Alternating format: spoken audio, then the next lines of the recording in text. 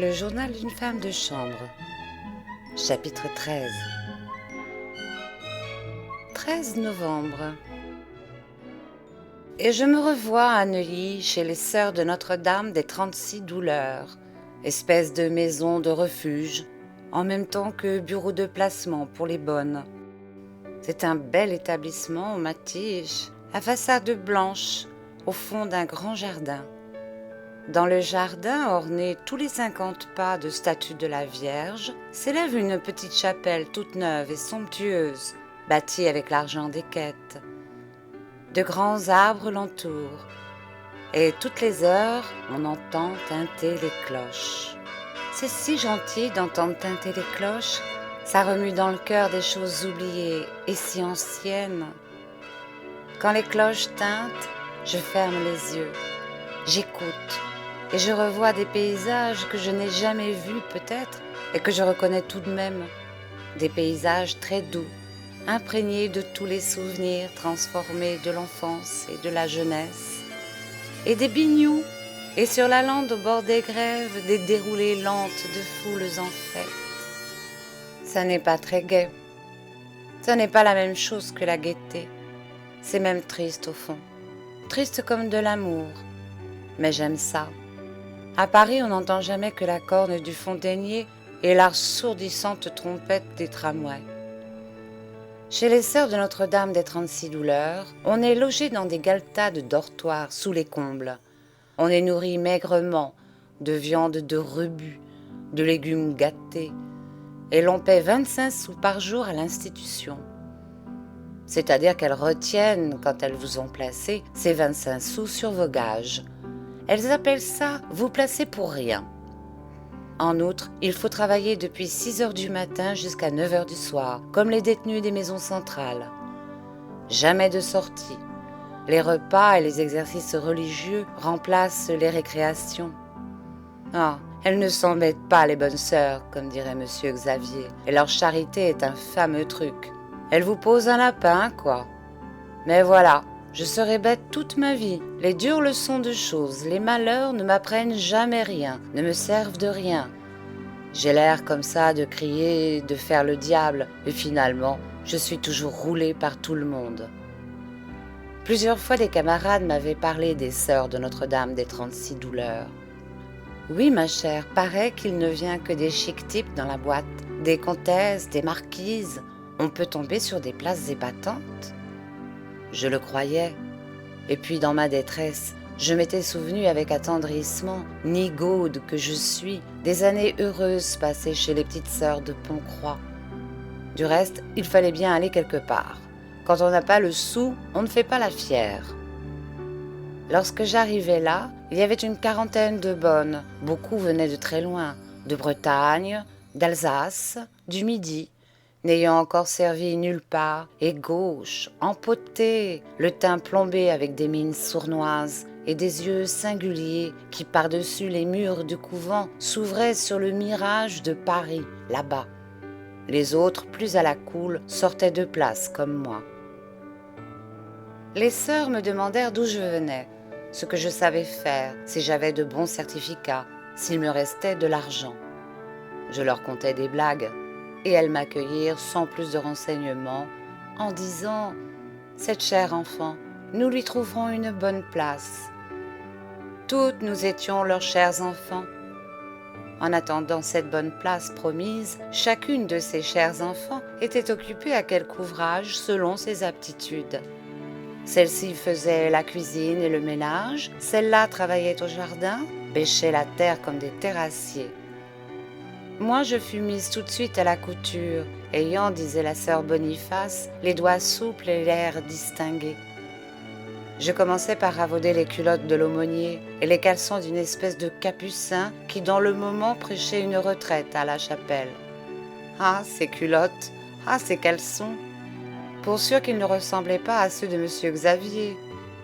Ensuite, l'on me confia des tâches moins ecclésiastiques, tout à fait profanes, des ouvrages de fine et délicate lingerie, par quoi je me retrouvais dans mon élément. Je participais à la confection d'élégants trousseaux de mariage, de riches layettes commandées aux bonnes sœurs par des dames charitables et riches qui s'intéressaient à l'établissement. Tout d'abord, après tant de secousses, malgré la mauvaise nourriture, les culottes de l'aumônier, le peu de liberté, malgré tout ce que je pouvais deviner d'exploitation âpre, je goûtais une réelle douceur dans ce calme, dans ce silence. Je ne raisonnais pas trop. Un besoin de prier était en moi. Le remords, ou plutôt la lassitude de ma conduite passée, m'incitait au fervent repentir. Plusieurs fois de suite, je me confessais à l'aumônier, celui-là même dont j'avais raccommodé les sales culottes, ce qui faisait naître en moi tout de même, en dépit de ma sincère piété, des pensées irrévérencieuses et folâtres. C'était un drôle de bonhomme que cet aumônier, tout rond, tout rouge, un peu rude de manière et de langage, et qui sentait le vieux mouton. Il m'adressait des questions étranges, insistait de préférence sur mes lectures. De l'Armand Sylvestre, oui, et mon Dieu, c'est cochon sans doute. Je ne vous donne pas ça pour l'imitation, non, mais ça n'est pas dangereux. Ce qu'il ne faut pas lire, ce sont les livres impies, les livres contre la religion. Tenez, par exemple, Voltaire. Ça, jamais. Ne lisez jamais du Voltaire. C'est un péché mortel, ni du Renan, ni de l'Anatole France. Voilà qui est dangereux. Et Paul Bourget, mon père? Paul Bourget. Il entre dans la bonne voie, je ne dis pas non, je ne dis pas non. Mais son catholicisme n'est pas sincère, pas encore. Du moins, il est très mêlé. Ça me fait l'effet, votre Paul Bourget, d'une cuvette. Oui, là, d'une cuvette où l'on s'est lavé n'importe quoi et où nagent, parmi du poil et de la mousse de savon, les olives du calvaire. Il faut attendre encore. Huysmans, tenez, c'est raide. Ah, sapristi, c'est très raide, mais orthodoxe. Et il me disait encore, oui, vous faisiez des folies de votre corps. Ça n'est pas bien, mon Dieu, c'est toujours mal. Mais pécher pour pécher, encore faut-il mieux pécher avec ses maîtres, quand ce sont des personnes pieuses, que toutes seules ou bien avec des gens de même condition que soi. C'est moins grave, ça irrite moins le bon Dieu. Et peut-être que ces personnes ont des dispenses. Beaucoup ont des dispenses. Comme je lui nommais Monsieur Xavier, son père. Pas de nom, s'écriait-il. Je ne vous demande pas de nom. Ne me dites jamais de nom. Je ne suis point de la police. D'ailleurs, ce sont des personnes riches et respectables que vous me nommez là. Des personnes extrêmement religieuses. Par conséquent, c'est vous qui avez tort, vous qui vous insurgez contre la morale et contre la société. Ces conversations ridicules et surtout ces culottes, dont je ne parvenais pas à effacer dans mon esprit l'importune et trop humaine image, refroidirent considérablement mon zèle religieux, mes ardeurs de repenti. Le travail aussi m'agaça, il me donnait la nostalgie de mon métier. J'avais des désirs impatients de m'évader de cette prison, de retourner aux intimités des cabinets de toilette. Je soupirais après les armoires pleines de lingeries odorantes, les garde-robes où bouffent les taffetas, où craquent les satins et les velours si doux à manier, et les bains où sur les chairs blondes moussent les savons onctueux, et les histoires de l'office, et les aventures imprévues le soir dans l'escalier et dans les chambres. C'est curieux, vraiment. Quand je suis en place, ces choses-là me dégoûtent. Quand je suis sans place, elles me manquent. J'étais lasse aussi, lasse à l'excès, écœurée de ne manger depuis 8 jours que des confitures faites avec des groseilles tournées, dont les bonnes sœurs avaient acheté un lot au marché de Levallois. Tout ce que les saintes femmes pouvaient arracher au tombereau d'ordures, c'était bon pour nous. Ce qui acheva de mériter, ce fut l'évidente, la persistante effronterie avec laquelle nous étions exploités. Leur truc était simple, et c'est à peine si elles le dissimulaient. Elles ne plaçaient que les filles incapables de leur être utiles. Celles dont elles pouvaient tirer un profit quelconque, elles les gardaient prisonnières, abusant de leur talent, de leur force, de leur naïveté. Comble de la charité chrétienne, elles avaient trouvé le moyen d'avoir des domestiques, des ouvrières qui les payassent et qu'elles dépouillaient sans un remords. avec un inconcevable cynisme de leurs modestes ressources, de leurs toutes petites économies après avoir gagné sur leur travail. Et les frais couraient toujours. Je me plaignis d'abord faiblement, ensuite plus rudement, qu'elles ne m'eussent pas appelé une seule fois au parloir. Mais à toutes mes plaintes, elles répondaient les saintes nitouches. Un peu de patience, ma chère enfant. Nous pensons à vous, ma chère enfant, pour une place excellente. Nous cherchons pour vous une place exceptionnelle. Nous savons ce qui vous convient. Il ne s'en est pas encore présenté une seule, comme nous la voulons pour vous, comme vous la méritez. Les jours, les semaines s'écoulaient. Les places n'étaient jamais assez bonnes, assez exceptionnelles pour moi. Et les frais couraient toujours. Bien qu'il eût une surveillante au dortoir, il s'y passait chaque nuit des choses à faire frémir. Dès que la surveillante avait terminé sa ronde et que tout semblait dormir, alors on voyait des ombres blanches se lever, glisser, entrer dans des lits sous les rideaux refermés. Et l'on entendait de petits bruits de baisers étouffés, de petits cris, de petits rires, de petits chuchotements. Elles ne se gênaient guère, les camarades.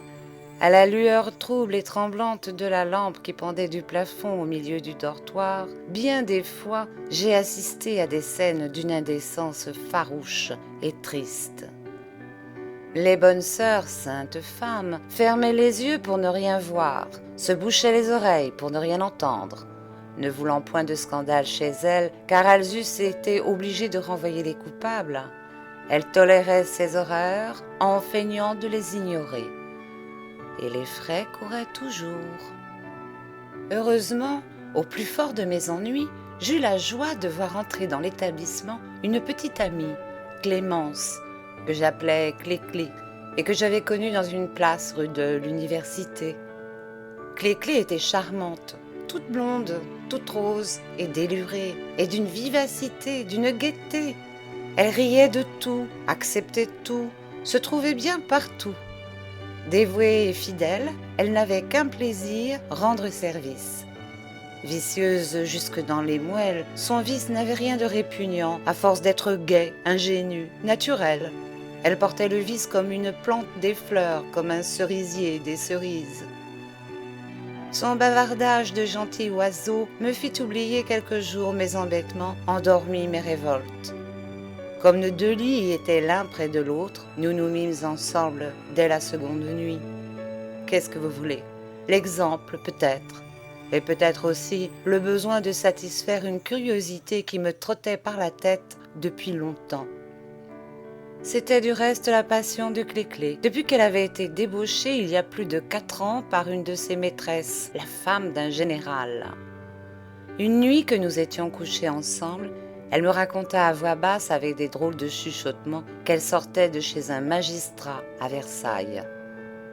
Figure-toi qu'il n'y avait que des bêtes dans la Turne, des chats, 3 perroquets, un singe, 2 chiens. Et il fallait soigner tout ça, rien n'était assez bon pour eux. Nous, tu penses, on nous collait de vieux rogatons, kiff-kiff à la boîte. Eux, c'était des restes de volaille, des crèmes, des gâteaux, de l'eau d'évian, ma chère. Oui, elles ne buvaient que de l'eau d'évian, les sales bêtes, à cause de la typhoïde dont il y avait une épidémie à Versailles. Cet hiver, madame eut le toupet d'enlever le poêle de ma chambre pour l'installer dans la pièce où couchaient le singe et le chat. Ainsi, tu crois? Je les détestais, surtout un des chiens, une horreur de vieux carlin qui était toujours fourré sous mes jupons, bien que je le bourrasse de coups de pied. L'autre matin, madame me surprit à le battre. Tu vois la scène? Elle me mit à la porte en 5 secs. Et si tu savais, ma chère, ce chien, dans un éclat de rire qu'elle étouffa sur ma poitrine entre mes seins, eh bien, ce chien, acheva-t-elle, il avait des passions comme un homme. Non, cette Clé-Clé, ce qu'elle était rigolote et gentille. On ne se doute pas de tous les embêtements dont sont poursuivis les domestiques, ni de l'exploitation acharnée, éternelle qui pèse sur eux. Tantôt les maîtres, tantôt les placiers, tantôt les institutions charitables, sans compter les camarades, car il y en a de rudement salauds. Et personne ne s'intéresse à personne. Chacun vit, s'engraisse, s'amuse de la misère d'un plus pauvre que soi. les scènes changent, les décors se transforment. Vous traversez des milieux sociaux différents et ennemis, et les passions restent les mêmes appétits demeurent. Dans l'appartement étriqué du bourgeois, ainsi que dans le fastueux hôtel du banquier, vous retrouverez des saletés pareilles et vous vous heurtez à de l'inexorable. En fin de compte, pour une fille comme je suis, le résultat est qu'elle soit vaincue d'avance ou qu'elle aille et quoi qu'elle fasse.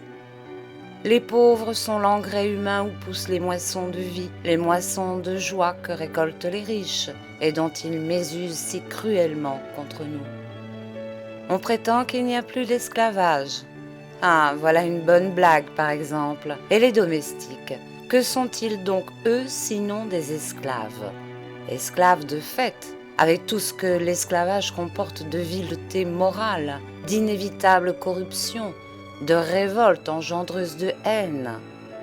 Les domestiques apprennent le vice chez leur maître. Entrés purs et naïfs, il y en a, et sont vite pourris au contact des habitudes dépravantes. Le vice, on ne voit que lui, on ne respire que lui, on ne touche que lui. Aussi il s'y façonne de jour en jour, de minute en minute, n'ayant contre lui aucune défense, étant obligé au contraire de le servir, de le choyer, de le respecter. Et la révolte vient de ce qu'ils sont impuissants à le satisfaire et à briser toutes les entraves mises à son expansion naturelle. Ah, c'est extraordinaire. On exige de nous toutes les vertus, toutes les résignations, tous les sacrifices, tous les héroïsmes, et seulement les vices qui flattent la vanité des maîtres et ceux qui profitent à leur intérêt. Tout cela pour du mépris et pour des gages variant entre 35 et 90 francs par mois. Non, c'est trop fort. Ajoutez que nous vivons dans une lutte perpétuelle, dans une perpétuelle angoisse, entre le demi-luxe éphémère des places et la détresse des lendemains de chômage. Que nous avons la conscience des suspicions blessantes qui nous accompagnent partout, qui partout devant nous verrouillent les portes, cadenassent les tiroirs, ferment à triple tour les serrures, marquent les bouteilles, numérotent les petits fours et les pruneaux, et sans cesse glissent sur nos mains, dans nos poches, dans nos malles, la honte des regards policiers. Car il n'y a pas une porte, pas une armoire, pas un tiroir, pas une bouteille, pas un objet qui ne nous crie « voleuse, voleuse, voleuse ». Ajoutez encore la vexation continue de cette inégalité terrible, de cette disproportion effrayante dans la destinée qui, malgré les familiarités, les sourires, les cadeaux, met entre nos maîtresses et nous un intraversable espace, un abîme, tout un monde de haine sourde, d'envie rentrée, de vengeance future, disproportion rendue à chaque minute plus sensible, plus humiliante, plus ravalante par les caprices et même par les bontés de ces êtres sans justice, sans amour, que sont les riches. Avez-vous réfléchi un instant à ce que nous pouvons ressentir de haine mortelle et légitime, de désir de meurtre, oui, de meurtre, lorsque pour exprimer quelque chose de bas, d'ignoble, nous entendons nos maîtres s'écrier devant nous, avec un dégoût qui nous rejette si violemment hors l'humanité, il a une âme de domestique, c'est un sentiment de domestique. Alors, que voulez-vous que nous devenions dans ces enfers? Est-ce qu'elle s'imagine vraiment que je n'aimerais pas porter de belles robes, rouler dans de belles voitures, faire la fête avec des amoureux, avoir moi aussi des domestiques? Elle nous parle de dévouement, de probité, de fidélité. Non, mais vous vous en feriez mourir, mes petites vaches. Une fois, c'était rue Cambon. En ai-je fait, mon Dieu, de ces places? Les maîtres mariaient leurs filles. Il y eut une grande soirée où l'on exposa les cadeaux, des cadeaux à remplir une voiture de déménagement. Je demandai à Baptiste, le valet de chambre, en manière de rigolade, « Eh bien, Baptiste, et vous, votre cadeau ?»« Mon cadeau ?» fit Baptiste en haussant les épaules.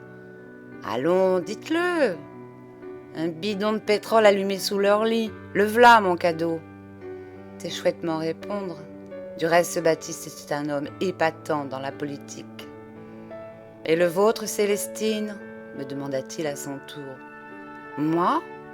Je crispais mes deux mains en forme de cerf et faisant le geste de griffer férocement un visage.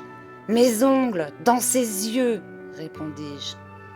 Le maître d'hôtel, à qui on ne demandait rien et qui de ses doigts méticuleux arrangeait des fleurs et des fruits dans une coupe de cristal, dit sur un ton tranquille : « Moi, je me contenterai de leur asperger la gueule à l'église avec un flacon de bon vitriol. » Et il piqua une rose entre deux poires.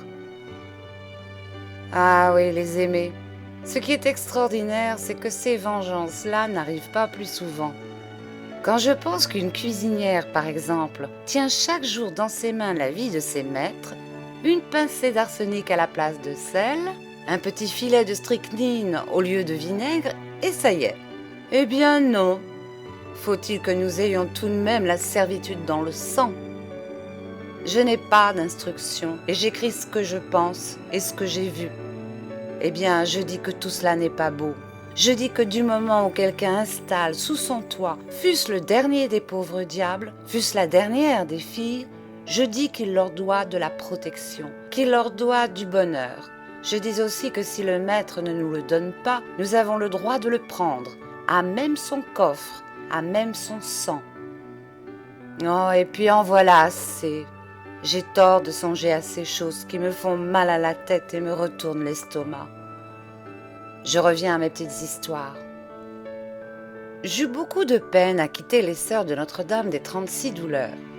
Malgré l'amour de Clé-Clé et ce qu'il me donnait de sensations nouvelles et gentilles, je me faisais vieille dans la boîte et j'avais des fringales de liberté.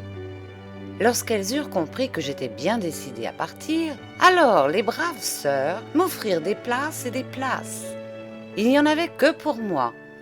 Mais plus souvent, je ne suis pas toujours une bête et j'ai l'œil aux canailleries.